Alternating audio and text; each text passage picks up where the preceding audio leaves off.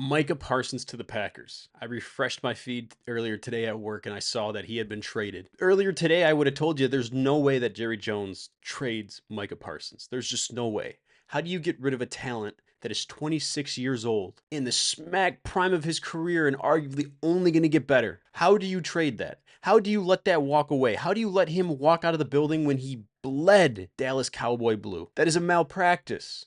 On the surface, full disclosure, I'm a Bear fan, but I want to put all bias aside. I'm kind of on the fence right here, right? Looking at it as a Packer fan, it's a great move. It sends a message to the fans and to your team. We believe this roster this year will go to a Super Bowl and potentially win a Super Bowl. You only make these moves if you think you can win the Super Bowl. But as you dig kind of deeper into the trade, 4 years, $188 million.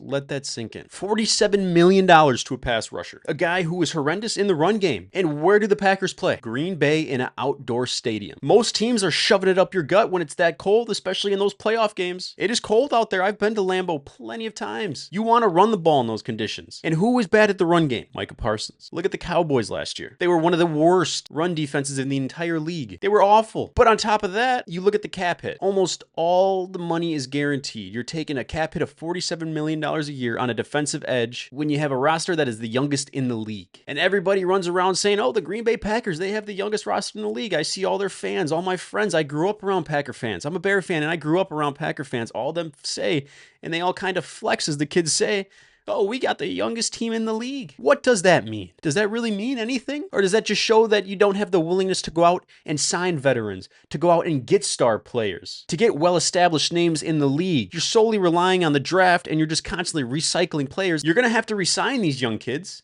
And there's already a bunch of questions on the offense. Jordan Love only had one good half of an NFL season, and now we're hailing him as the next great. It earned him a massive payday. You look at their wide receiver room. They led the league in drops. They don't have a number one wide receiver, and everybody says, Matthew Golden. He's a rookie, a small, quick guy. Those guys don't become number one wide receivers unless you're Tyreek Hill, but that's an extreme outlier. Everybody here is just saying Matthew Golden's their number one. I'm not sold on Matthew Golden. Their roster isn't solid. Their line is a little shaky. It's a little questionable. The wide receiver room is shaky. Yeah, you got a star running back. You got a great running back. Your quarterback is injury prone. He only played one good half of an NFL season. And you go out and get a $47 million a year pass rusher when you have guys that you're going to have to resign in the next year or two, and you don't have 2 first-round picks in the next 2 years. This move sends a message that you think your window is this year. Do they have the roster to make that Super Bowl? Is Micah Parsons the thing that really puts them over the edge? I think it wins in the division. Hey,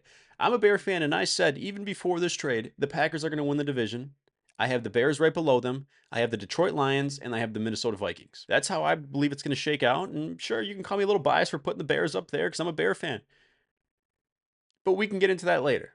Right now, I'm on the Packers still. You go out and you spend all this money on this top guy, but does it put you over the edge? Who are your cornerbacks? And I know you say, oh, we got Xavier McKinney. He had this many interceptions. In my opinion, interceptions for safeties are subjective. I'd rather take a corner that has 6 interceptions over a safety that has 9 interceptions. It's completely different. It's harder to get an interception as a corner than it is as a safety. And you can fight me on that all day.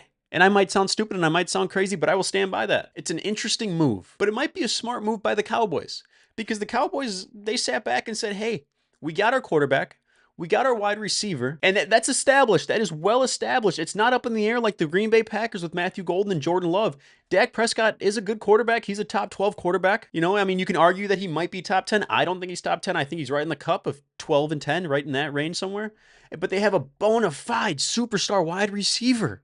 Top 3 in the league, CD Lamb. Jerry Jones got smart and he said, hey, I don't think we have a window to win the Super Bowl. I don't want to pay this guy $47 million a year. That's a lot of money. It restricts what we can do in the future, restricts how we can construct this team.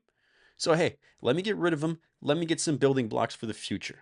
And if you know anything about Eberflus's defense, he doesn't blitz much. He relies on pressure from your interior line. He wants those 2 D tackles to push up the center, collapse the pocket, and make it easier for the edges to go in. He doesn't need a superstar edge for that defense to succeed. He needs 2 good defensive tackles, and they got that in Kenny Clark. It's a smart move by the Dallas Cowboys. And he also didn't leave out that, hey, we got 4 first-round picks in the next 2 years. Who's to say we don't go out and use 1 or 2 of those to get a player? Their defense is questionable, no doubt. Don't get me wrong. I'm not saying their defense is good, right? But the scheme that Eberflus runs plays into the cards of the trade.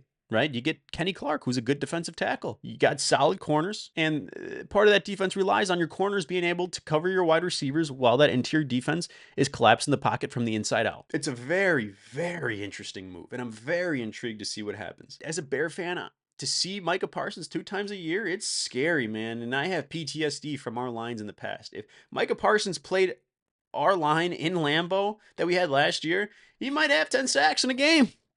I'm going to go out there and say it. He might have 10 sacks. But this year, it's a little different, man. It's a little different. I think Ben Johnson's going to be able to scheme it because what are you going to do? Quick passing and the run game. And I hear all my Cowboy friends, he doesn't show up in big games, so I decided to look.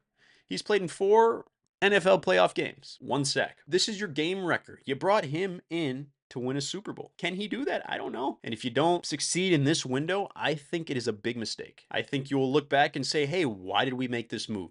We jeopardized our future. We had a good core.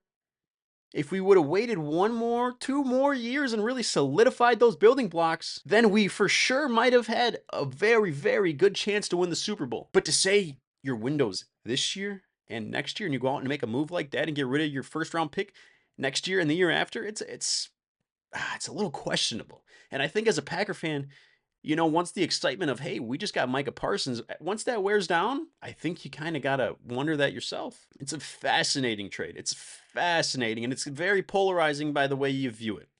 Me, I'm looking at it the side where it might be kind of smart by the Cowboys. And it also might be really smart by the Green Bay Packers. And only time will tell. If the Cowboys have a bad year, everybody's going to come and say, oh, it's because they traded Micah Parsons.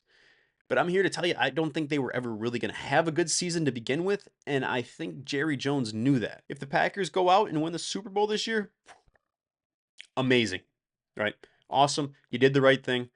I'm happy for you. I'm proud. I'm salty inside. I'm hurting inside. But it was a smart thing to do. Now, if they don't win the division, I think it's a failure. If Micah Parsons gets hurt, then what? Where's your safety blanket? Packer fans, I'm sorry. You're going to see some players traded away you don't want to see traded away. You're going to see some players walk that you don't want to see walk. And that's the reality of making a trade like this. This screams Super Bowl or bust. We're all in now and that's it. But can you beat the Philadelphia Eagles, who have a line built up to defend a guy like Micah Parsons? Can you beat the Buffalo Bills? Can you beat the Kansas City Chiefs? Only time will tell.